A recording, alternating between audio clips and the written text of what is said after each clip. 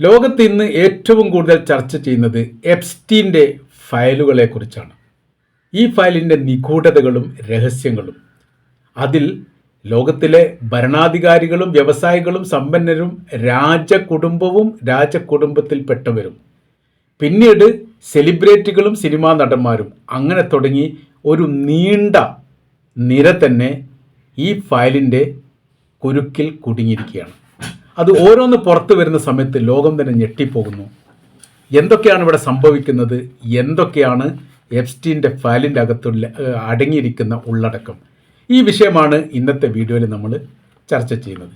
എപ്സ്റ്റീൻ്റെ ഫയലുകൾ, അതിൽ ആർക്കൊക്കെ കുരുക്ക് മുറുകും, ആരൊക്കെ രക്ഷപ്പെടും, ആരൊക്കെ ആത്മഹത്യ ചെയ്യേണ്ടി വരും, ആരൊക്കെയാണ് ഭരണ മേഖലയിൽ ഇറങ്ങിപ്പോകേണ്ടി വരിക, അങ്ങനെ ഒരുപാട് വിഷയങ്ങളും ഒരുപാട് സംഭവങ്ങളും എപ്സ്റ്റീൻ്റെ ഫയലുമായിട്ട് തുടർക്കഥയായി ഇനി വരും ദിവസങ്ങളിൽ വരാൻ പോകുന്നുണ്ട്. നമുക്ക് നോക്കാം.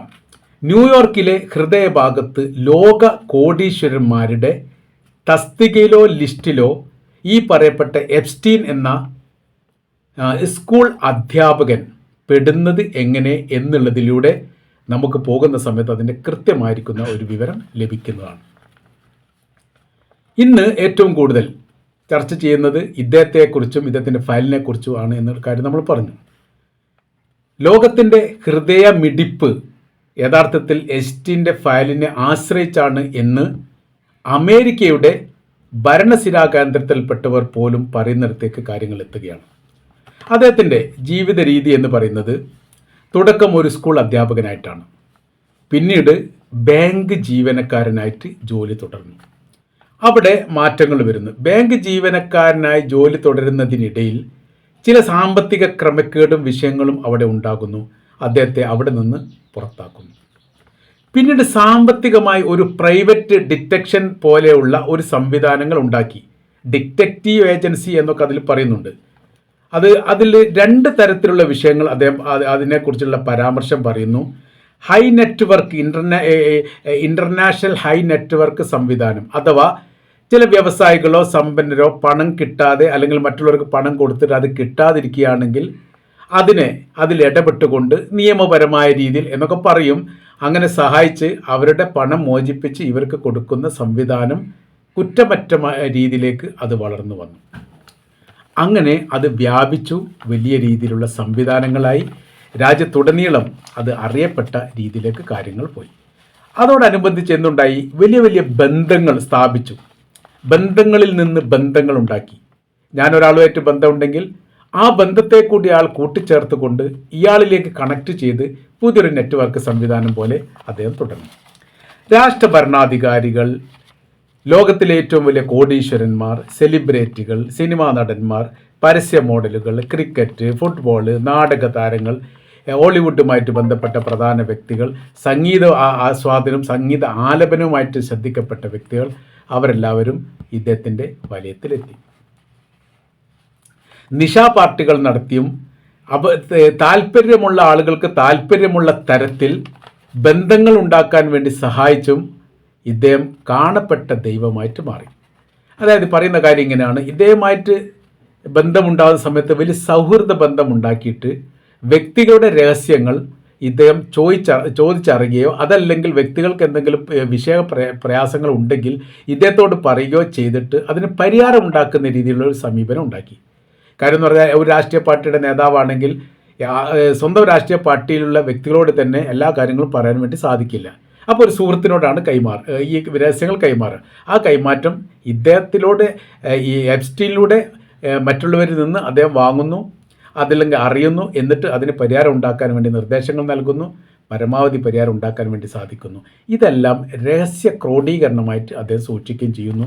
ഈ സൂക്ഷിക്കുന്ന വിവരം അവരറിയാതെ പോകുന്നു എന്ന് ചുരുക്കം. വരുന്ന ആളുകളുടെ വലിയ താല്പര്യങ്ങളുണ്ടാവും. ആ താല്പര്യങ്ങൾക്കനുസരിച്ചിട്ട് അദ്ദേഹം എന്ത് ചെയ്യുന്നുണ്ട്, കാര്യങ്ങൾ ഓരോരുത്തർക്കും ഓരോ പല രീതികളുണ്ടാവില്ല. അതായത് മദ്യപാനം, സ്ത്രീകളോടുള്ള താല്പര്യം, പിന്നെ ലഹരി വസ്തുക്കളുമായിട്ട് ബന്ധപ്പെട്ട കാര്യങ്ങൾ, പിന്നെ വലിയ വലിയ ഈ കൊട്ടാരങ്ങളിൽ താമസിക്കുക, വലിയ വലിയ ടൂറിസ്റ്റ് കേന്ദ്രങ്ങളിൽ ഒറ്റയ്ക്ക് നിൽക്കുക, അങ്ങനത്തെ പല രീതിയിലും പല കാര്യങ്ങളും എല്ലാവരോടും പറയാൻ പറ്റാത്തത് വ്യക്തിപരമായിട്ട് ഉണ്ടാവുന്നതെല്ലാം ഇദ്ദേഹം അത് വേണ്ട രീതിയിൽ നിർവഹിച്ചു കൊടുത്തു. അങ്ങോട്ടും ഇങ്ങോട്ടും ഒക്കെ ലിങ്ക് ചേർക്കപ്പെടുന്ന ഒരു പ്രവൃത്തി ഇദ്ദേഹം ചെയ്യുന്നു. അതോടുകൂടി ബന്ധങ്ങൾ കൂടുതലുണ്ടായി. അതിനുശേഷം എന്തായി, ഒരു വിശാലമാക്കപ്പെട്ട ഒരു ദ്വീപ് തന്നെ ഇദ്ദേഹം വിലക്കുമായി. 75 ഏക്കർ വിസ്തൃതിയുള്ള അമേരിക്കയുടെ കൈവശത്തിലുള്ള ഈ ദ്വീപ് വാങ്ങിയിട്ടുണ്ട് എന്ന് പറയുന്നു. അത് ലിറ്റിൽ ജെയിംസ് ദ്വീപ് എന്നാണ് അതിലറിയപ്പെടുന്നത്. ഇവിടേക്ക് ആളുകളെ എത്തിക്കാൻ വേണ്ടി സ്വകാര്യമായിരിക്കുന്ന ഈ ജെറ്റ് വിമാനം പോലും ഉണ്ടാക്കി. എത്തുന്നവരെ സംബന്ധിച്ചുള്ള രഹസ്യങ്ങളൊന്നും പുറത്തു വിടില്ല. ഈ ഭാഗത്ത് എന്താണ് നടക്കുന്നത് എന്നുള്ളത് തൊട്ടടുത്ത പ്രദേശത്ത് അറിയാത്ത രീതിയിലുള്ള ഒരു നിഗൂഢ ദ്വീപായിട്ട് യഥാർത്ഥത്തിൽ അത് മാറി. സാമ്പത്തിക രംഗം വലിയ രീതിയിലുള്ള മുന്നേറ്റമുണ്ട്. ഇയാളൊരു ജൂത പൗരനാണ്. അതുകൊണ്ട് തന്നെ ഈ ഇസ്രായേലുമായിട്ട് അതിന് ബന്ധമുണ്ട് എന്ന് അന്ന് തന്നെ ചെറിയ ആരോപണ കാര്യങ്ങളൊക്കെ ഉണ്ടായിരുന്നു. മൊസാദിൻ്റെ ഏജൻ്റായിട്ട് പ്രവർത്തിച്ചിട്ടുണ്ട് എന്ന് പറയുന്നു. അതുകൊണ്ട് ഈ കോടീശ്വരനാവുക എന്നുള്ളത് മൊസാദിന് റൂട്ടുണ്ട്. മൊസാദിന് വേണ്ടിയിട്ട് അവർ ഉദ്ദേശിക്കുന്ന തലത്തിലുള്ള രഹസ്യങ്ങൾ ചോർത്തി കൊടുക്കുകയാണെങ്കിൽ നമ്മൾ മൊസാദിനോട് ആവശ്യപ്പെടുന്ന ഒരു വ്യക്തി ആവശ്യപ്പെടുന്നതിൻ്റെ 10 ഇരട്ടി പോലും പണം ഏത് തരത്തിൽ വേണമെങ്കിലും കിട്ടും. അംഗീകാരവും മറ്റുള്ളതുമായിട്ട് ബന്ധപ്പെട്ട സുരക്ഷയായിട്ട് ബന്ധപ്പെട്ട എല്ലാ കാര്യങ്ങളും അതിനനുസരിച്ച് നിൽക്കും. അവരുടെ ലോകാടിസ്ഥാനത്തിൽ മൊസാദ് എന്ന് പറയുന്ന സംവിധാനം ഒരു അന്താരാഷ്ട്ര ഇൻ്റർനാഷണൽ നെറ്റ്വർക്കാണ്. അവർക്ക് എല്ലാ രാജ്യങ്ങളും രാജ്യത്തിലെ ഭരണാധികാരിയുമായിട്ട് ബന്ധപ്പെട്ടൊക്കെ വലിയ രീതിയിൽ രഹസ്യങ്ങളുണ്ട്. എല്ലാ രഹസ്യവും എല്ലാ ഭരണാധികാരിയും അങ്ങോട്ടും ഇങ്ങോട്ടും ഷെയർ ചെയ്യില്ല. പക്ഷേ പല രഹസ്യങ്ങളും ചോർത്തിയെടുക്കാൻ വേണ്ടി മൊസാദിന് സാധിക്കും. മൊസാദിൻ്റെ ഏജൻ്റ് ആകുന്ന സമയത്ത് കോടീശ്വരനാവുക എന്ന് വളരെ എളുപ്പമാണ്. ഏത് തരത്തിൽ ഒരു രാജ്യത്തിലെ വികസന സംബന്ധമായിരിക്കുന്ന കാര്യത്തിന് വേണ്ടി പണം നീക്കി വെക്കുന്നതിനേക്കാളേറെ മൊസാദ് എന്ന് പറയുന്ന വിഭാഗത്തെ സംരക്ഷിക്കാൻ വേണ്ടിയിട്ട് ഇസ്രായേൽ സർക്കാർ പണം നീക്കി വെക്കുന്നുണ്ട്. അത് ഇസ്രായേൽ മാത്രമല്ല, ജൂത വിഭാഗത്തിലെ സ്വാധീനമുള്ള പല രാജ്യങ്ങളിലും ഈ പ്രവൃത്തികൾ ചെയ്യപ്പെടുന്നുണ്ട് എന്നുള്ളൊരു യാഥാർത്ഥ്യമാണ്. അതുകൊണ്ടാണ് പല സമയങ്ങളിലും അറേബ്യൻ രാജ്യങ്ങളുടെ പോലും ചില രഹസ്യങ്ങളൊക്കെ ചോർത്താൻ വേണ്ടി സാധിച്ചു എന്ന് പറയപ്പെടുന്നു. മുസ്ലിം രാജ്യങ്ങൾ, അറബല്ല മുസ്ലിം രാജ്യങ്ങൾ. അപ്പോൾ നമ്മൾ പറയുന്നത് എപ്സ്റ്റീനിലേക്ക് തിരിച്ചു വരുന്ന സമയത്ത് 2005 13 വയസ്സുകാരിയായ ഒരു കുട്ടി അമേരിക്കയുടെ കോടതിയിൽ ഒരു പരാതി നൽകുന്നു. അതാണ് വഴിത്തിരിവുണ്ടാകുന്നത്. ആ പരാതിയിൽ എങ്ങനെ പറയുന്നു എന്നറിയോ? ഐൻസ്റ്റീൻ്റെ പാർട്ടിയിൽ പ്രായപൂർത്തിയാവാത്ത പെൺകുട്ടികളെ ലൈംഗികപരമായ രീതിയിൽ നൃത്തം ചവിട്ടുകയും അതേപോലെ തന്നെ ലൈംഗികപരമായിട്ട് ഉപയോഗിക്കുകയും ചെയ്തിട്ടുണ്ട്. 50-ലധികം ആളുകളെങ്കിലും ഇങ്ങനെ ഉണ്ട് എന്ന് എനിക്ക് മനസ്സിലായിട്ടുണ്ട് എന്നാണ് ഈ കുട്ടിയുടെ പരാതി. അപ്പോൾ ഈ വിഷയവുമായിട്ട് ബന്ധപ്പെട്ട് പരാതിക്കാരുടെ പരാതി പ്രകാരം അതിനെക്കുറിച്ചുള്ള അന്വേഷണം നടത്തിയിട്ട് ഏറെക്കുറെ അത് ബോധ്യമാണ് എന്ന് മനസ്സിലായതിൻ്റെ അടിസ്ഥാനത്തിൽ 2008 എപ്സ്റ്റീനെ അറസ്റ്റ് ചെയ്യുന്നു അമേരിക്കയുടെ പോലീസ്. അറസ്റ്റ് ചെയ്തിട്ട് ജയിലിലടച്ചു. എത്ര 13 ദിവസം മാത്രമേ ജയിലിൽ നിന്നിട്ടുള്ളൂ. പക്ഷേ അത് ഒരു നിയമപരമായ രീതിയിൽ ഇദ്ദേഹത്തെ മാറ്റുന്നതിനുള്ള ആദ്യത്തെ പടിയായിട്ട് വിലയിരുത്തപ്പെടുന്നു. സംഭവം അതിനുശേഷം ഇദ്ദേഹം ഈ പ്രവർത്തനം തന്നെ തുടർന്നു. 2019 വീണ്ടും അറസ്റ്റ് വന്നു. അത് ഹണി ട്രാപ്പുമായിട്ട് ബന്ധപ്പെട്ട വിഷയമാണ് എന്ന് പറയുന്നു. ആളെ തട്ടിക്കൊണ്ടുപോകുന്ന പ്രവൃത്തിയുണ്ട്, ലൈംഗികപരമായിരിക്കുന്ന വിഷയങ്ങളുണ്ട്, രഹസ്യമായിരിക്കുന്ന കാര്യങ്ങൾ ചോർത്തുന്നതുണ്ട്, ബ്ലാക്ക് മെയിൽ പരിപാടിയുണ്ട്. അങ്ങനെ സാമൂഹ്യ വിരുദ്ധമായിരിക്കുന്ന എല്ലാ പ്രവൃത്തിൻ്റെയും ഒരു കൂത്തരങ്ങായിട്ട് അവിടെ മാറി. 2019 ഈ അറസ്റ്റുമായിട്ട് ബന്ധപ്പെട്ട് 20 വർഷത്തെ ജയിൽ ശിക്ഷ അദ്ദേഹത്തിന് വിധിച്ചിട്ടുണ്ട് എന്ന് പറയുന്നു. 2 റിപ്പോർട്ട് അതിൽ പറയുന്നുണ്ട്. 20 വർഷത്തെ ജയിൽ ശിക്ഷ എങ്കിലും ഉണ്ടാവാൻ സാധ്യതയുണ്ട് എന്നാണ് പറയുന്നത്. വിധി പറഞ്ഞിട്ടില്ല എന്ന് പറയുന്നു. ചില റിപ്പോർട്ടിനകത്ത് വിധി പറഞ്ഞിട്ടുണ്ട് എന്ന് പറയുന്നു. 2019 ഓഗസ്റ്റ് മാസം 10-ാം തീയതി എപ്സ്റ്റീനെ അമേരിക്കയുടെ ജയിലിൽ മരിച്ച നിലയിൽ കാണുന്നു. ജയിലിനകത്താണ് മരണം നടക്കുന്നത്. ആത്മഹത്യയാണ് എന്ന് പോസ്റ്റ്മോർട്ടം റിപ്പോർട്ടിൽ സ്ഥിരീകരിക്കുന്നു. പക്ഷെ അതിൽ സംശയം തോന്നാനുള്ള കാരണം ആ സമയത്ത് ഇദ്ദേഹത്തെ പാർപ്പിക്കപ്പെട്ട ഈ മേഖല കേന്ദ്രീകരിച്ച് ക്യാമറകൾ പ്രവർത്തിച്ചിട്ടില്ല. ഗാർഡുകൾ ഉറങ്ങുകയായിരുന്നു എന്നാണ് റിപ്പോർട്ട്. ഗാർഡുകൾ അവിടെ ഇല്ല, ഉറങ്ങിപ്പോവുകയായിരുന്നു റിപ്പോർട്ട്. ജയിലുമായിട്ട് ബന്ധപ്പെട്ട ഒരു അന്വേഷണത്തിലും അല്ലെങ്കിൽ ഈ ജയിലുമായിട്ട് ബന്ധപ്പെട്ട ഒരു നീക്കുപോക്കിലും ഇദ്ദേഹം കൊലപാതകം ഇദ്ദേഹത്തെ കൊന്നിട്ടുണ്ട് എന്ന റിപ്പോർട്ട് പുറത്തു വന്നിട്ടേ ഇല്ല.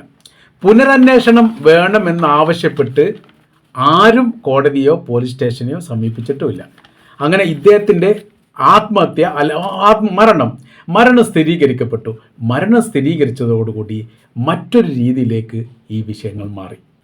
എപ്സ്റ്റീനുമായി ബന്ധപ്പെട്ട ഒരു വ്യക്തിക്ക് അദ്ദേഹത്തിൽ നിന്ന് പിന്നീട് ഒഴിഞ്ഞു മാറാൻ പറ്റാത്ത വിധം ഒരു ബന്ധങ്ങൾ സ്ഥാപിക്കുകയോ രഹസ്യമായിരിക്കുന്ന കാര്യങ്ങൾ ചോർത്തുകയോ ചെയ്യുക എന്നുള്ളത് ഇദ്ദേഹത്തിൻ്റെ ഒരു വീക്ക്നെസ് ആയിരുന്നു.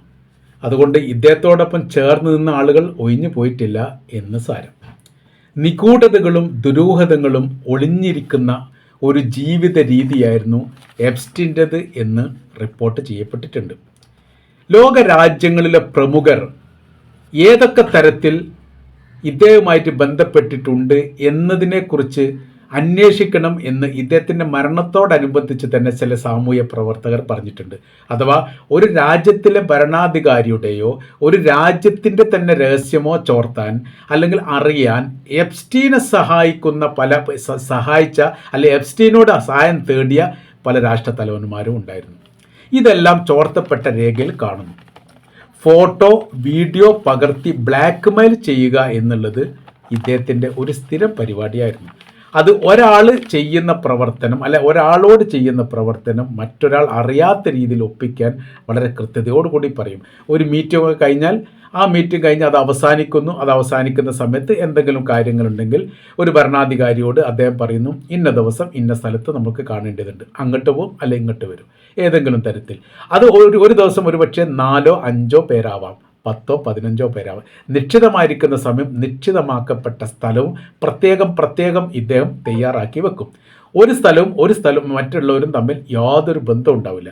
വരുന്ന റൂട്ടോ പോകുന്ന റൂട്ടോ സംസാരിക്കുന്ന രീതിയോ അതല്ലെങ്കിൽ അവർ ഭക്ഷണം കഴിക്കുന്നതുമായിട്ട് ബന്ധപ്പെട്ട ഒരാളും അറിയാത്ത രീതിയിൽ നിഗൂഢമായ രീതിയിൽ ഇത്തരം കാര്യങ്ങൾ കൈകാര്യം ചെയ്യുന്നതിൽ എപ്സ്റ്റീൻ്റെ തന്ത്രവും മിടുക്കും വളരെ വളരെ വലുതായിരുന്നു. 60 ലക്ഷം ഫയലുകളുള്ള ഒരു ഡാറ്റ തന്നെ ഉദ്യോഗസ്ഥർ കണ്ടെടുത്തു. ഈ മരണത്തിന് ശേഷം നടത്തിയിരിക്കുന്ന അന്വേഷണത്തിൻ്റെ ഭാഗമായിട്ടാണ് ഈ കാര്യങ്ങളൊക്കെ വരുന്നത്. അതിലാണ് ഈ പറയപ്പെടുന്നത്. Video recording, email, mobile messaging, chat, flight യാത്രയുമായിട്ട് ബന്ധപ്പെട്ട കാര്യങ്ങൾ, പുസ്തകം എഴുതിയതും വിതരണം ചെയ്തതുമായി ബന്ധപ്പെട്ടത്, യാത്രാ വിവരണങ്ങൾ, പിന്നീടുള്ള രഹസ്യ സംഭാഷണങ്ങൾ, അങ്ങനെ തുടങ്ങി പറയപ്പെട്ട കാര്യങ്ങളുടെ ലിസ്റ്റുകൾ നീളുന്നു. രാജഭരണകൂടത്തിൻ്റെ കുടുംബത്തിൻ്റെ അകത്തുള്ള വിഷയങ്ങൾ പോലും ഇദ്ദേഹവുമായിട്ട് ചർച്ച ചെയ്യപ്പെട്ടിട്ടുണ്ട്. ചില രഹസ്യങ്ങളൊക്കെ ചോർന്നു പോയിട്ടുണ്ട്, ചോർത്താൻ വേണ്ടി സാധിച്ചിട്ടുണ്ട്. പരസ്പരം അങ്ങോട്ടും ഇങ്ങോട്ടും, അതായത് രാജ്യത്തിലെ ഏറ്റവും വലിയ തന്ത്രപ്രധാനമായിരിക്കുന്ന രഹസ്യങ്ങൾ ഏതെങ്കിലും തരത്തിൽ ചോർന്നാൽ ഈ ചോർന്നത് എങ്ങനെയെന്ന് കണ്ടുപിടിക്കാൻ പോലും പറ്റാത്ത വിധം വാതിലുകൾ അടച്ചുകൊണ്ട് ഈ പ്രവൃത്തി ചെയ്യാൻ വേണ്ടിയിട്ട് എപ്സ്റ്റീന് വലിയ മിടുക്കുണ്ടായിരുന്നു എന്ന് ചുരുക്കം. ട്രംപിൻ്റെ പേര് അതിൽ പറയുന്നത് 1600 തവണയെങ്കിലും അവരുടെ ഫയലിൻ്റെ അകത്ത് പരാമർശിക്കപ്പെട്ടിട്ടുണ്ട് എന്നുള്ളതാണ്. അമേരിക്കയുടെ 4 പ്രസിഡന്റുമാരുടെ പേര് അതിലുണ്ട്. അവരുടെ ചില ശാസ്ത്രജ്ഞന്മാരുടെ പേരുണ്ട്.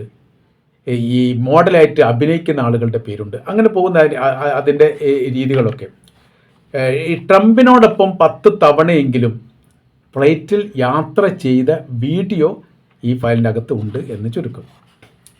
പിന്നീട് അതിൽ പറയുന്നത് ഈ ഭരണാധികാരികളുടെ ഭാര്യമാരുമായിട്ടൊക്കെ ബന്ധങ്ങളുണ്ടായിരുന്നു. ഏത് തരത്തിൽ എന്നതിൻ്റെ വിശദീകരണം പുറത്ത് വന്നിട്ടില്ല. അങ്ങനെ ആവുന്ന സമയത്ത് രാജ്യരഹസ്യം പോലും ചോർത്താൻ വേണ്ടിയിട്ട് സാധിക്കും എന്നും പറയപ്പെടുന്നു. ഫയൽ പുറത്ത് വന്നിട്ട് ഫയൽ മുഴുവനായിട്ട് പുറത്ത് വിടണം എന്നുള്ളതാണ് ഈ വിഷയമായിട്ട് അന്വേഷിക്കണം എന്ന് പറഞ്ഞ സംഘവും ഇപ്പോൾ പൊതുജനങ്ങളും പറയുന്നു. അമേരിക്കയിലാണ് ഏറ്റവും വലിയ വിഷയങ്ങൾ ആദ്യം തുടങ്ങിയത്. 2025 അമേരിക്കയിൽ നിന്നാണ് ആദ്യത്തെ ഫയൽ ചോർച്ച വരുന്നത്. അതായത് ഫയൽ ആദ്യം തന്നെ ചോർത്തത് 2025 കാലത്താണ്. 25 കാലത്ത് ഏകദേശം 30,000 പേജുകളുള്ള ഡാറ്റയാണ് പുറത്ത് വിട്ടത് 2025. അത് വിവാദം ഇങ്ങനെ ആരംഭിച്ചു ലോകം ഇവരറിഞ്ഞു, അതിൻ്റെ അപ്പുറത്തവർ അറിഞ്ഞു. അങ്ങനെ അറിഞ്ഞു വരുന്നതിൻ്റെ ഇടയിൽ തന്നെ 2026 ജനുവരി മാസം 16 വീണ്ടും ഫയൽ പുറത്ത് വിട്ടു. ആ പുറത്ത് വിട്ടത് 3.5 മില്യൺ പേജുള്ള ഡാറ്റയായിരുന്നു.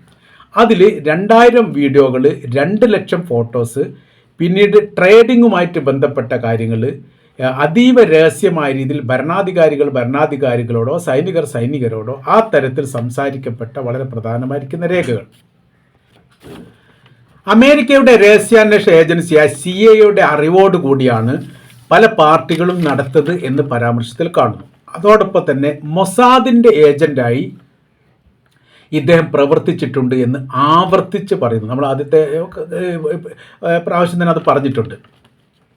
മൊസാദിൻ്റെ ഏജൻ്റ് ആകുന്ന സമയത്ത് രാഷ്ട്രത്തിൻ്റെ പിന്തുണ പല രാജ്യത്തിലെ ഭരണാധികാരികൾ, ഇദ്ദേഹം ഒരു ജൂതനാണ്.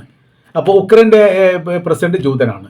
അങ്ങനത്തെ പല ജൂതരാഷ്ട്ര ഭരണാധികാരികൾക്കും വേഗം ഇടപെടാൻ വേണ്ടിയിട്ട് ഇത് മൂലം സാധിക്കും.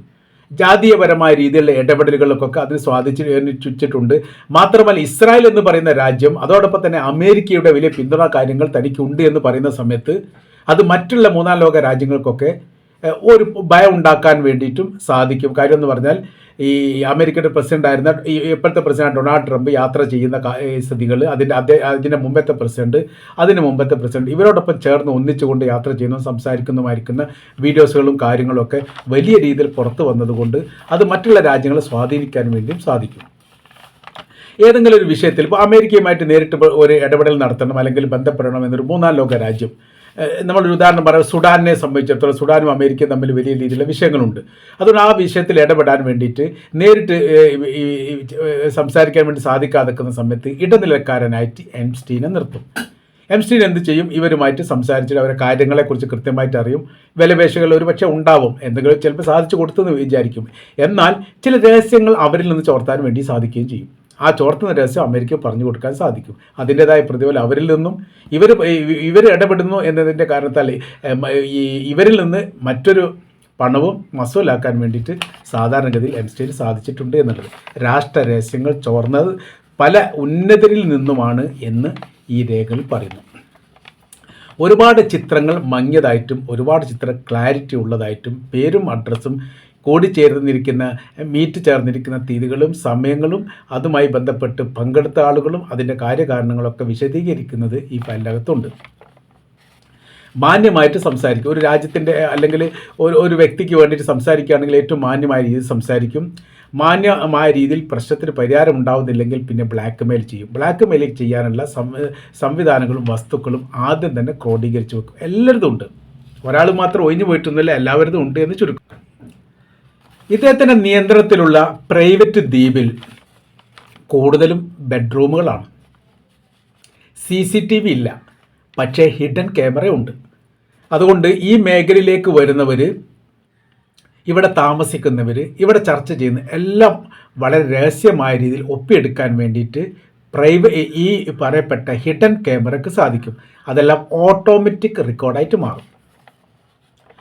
ഈ വിഷയവുമായിട്ട് ബന്ധപ്പെട്ട് ചില ഭരണാധികാരികളിലെ ഉന്നതർ ഇദ്ദേഹമായിട്ട് ഉടക്കിയിട്ടുണ്ട്. ഉടക്കിയ ഭരണാധികാരികളുമായിട്ട് ഇദ്ദേഹം വിഷയം ഉണ്ടാക്കുകയും ആ ഭരണാധികാരികൾക്ക് ഇദ്ദേഹം സംസാരിച്ച രഹസ്യങ്ങൾ ചോർത്തി കൊടുക്കുകയും ചെയ്തിട്ടുണ്ട്. അങ്ങനെ ഭരണസ്ഥാനത്തിരിക്കുന്ന ഉന്നതർ ആ സ്ഥാനത്തു നിന്ന് ഒഴിയാൻ ഇത് കാരണമായിട്ടുണ്ട് എന്നും പറയപ്പെടുന്നു. അപ്പോൾ അതിൻ്റേതായിരിക്കുന്ന പ്രതിഫലം ഭരണാധികാരികളിൽ നിന്ന് വാങ്ങുകയും ചെയ്യും. പിന്നെ നിരീക്ഷണവുമായിട്ട് ബന്ധപ്പെട്ട കാര്യത്തെക്കുറിച്ചുള്ള ഒരു വിവരങ്ങൾ കാണാൻ വേണ്ടി സാധിക്കുന്നു. അതായത് ഒരു രാജ്യം ഭരിക്കുന്ന ഒരു ഭരണാധികാരി അല്ലെങ്കിൽ സിനിമാ ഫീൽഡിൽ സജീവമായിട്ട് നിൽക്കുന്ന ഒരു വ്യക്തിക്ക് മറ്റൊരു വ്യക്തിയുമായിട്ട് ബന്ധപ്പെട്ട് എന്തെങ്കിലും പ്രയാസമുണ്ട് അല്ലെങ്കിൽ ആ സ്ഥാനത്ത് അദ്ദേഹത്തെ മാറ്റണം തീരുമാനിച്ചാൽ ഇദ്ദേഹത്തെക്കുറിച്ച് രഹസ്യമായിരിക്കുന്ന കാര്യങ്ങൾ അന്വേഷിക്കാൻ പുതിയ രീതിയിലുള്ള സംവിധാനത്തോട് കൂടിയിട്ട് അദ്ദേഹം നിരീക്ഷണ ആളുകളെ അയക്കും. അപ്പോൾ എല്ലാ കാര്യം കൃത്യമായി നിരീക്ഷിച്ചിട്ട് ഏതെങ്കിലും തരത്തിലൊരു പോരായ്മ ഉണ്ടെങ്കിൽ ആ പോരായ്മ കണ്ടെടുത്തുകൊണ്ട് അത് തെളിവുണ്ടാക്കി അത് വീഡിയോ ആക്കിയിട്ട് പിന്നീട് ബ്ലാക്ക് മെയിൽ ചെയ്യുന്ന പ്രവൃത്തി എന്നുള്ളത്. ഇന്ത്യയിൽ അനിൽ അംബാനിയുടെ പേര് പോലും ഇതിലുണ്ട്. ഏത് തരത്തിൽ വന്നു എന്ന് പറയപ്പെടുന്നില്ല. 2017 ഇസ്രായേലിൻ്റെ പ്രധാനമന്ത്രി ഇസ്രായേൽ സന്ദർശിച്ചതിൽ ഇന്ത്യയിലെ രാഷ്ട്രീയ നേതാക്കന്മാരുണ്ട് എന്നും പറയുന്നു.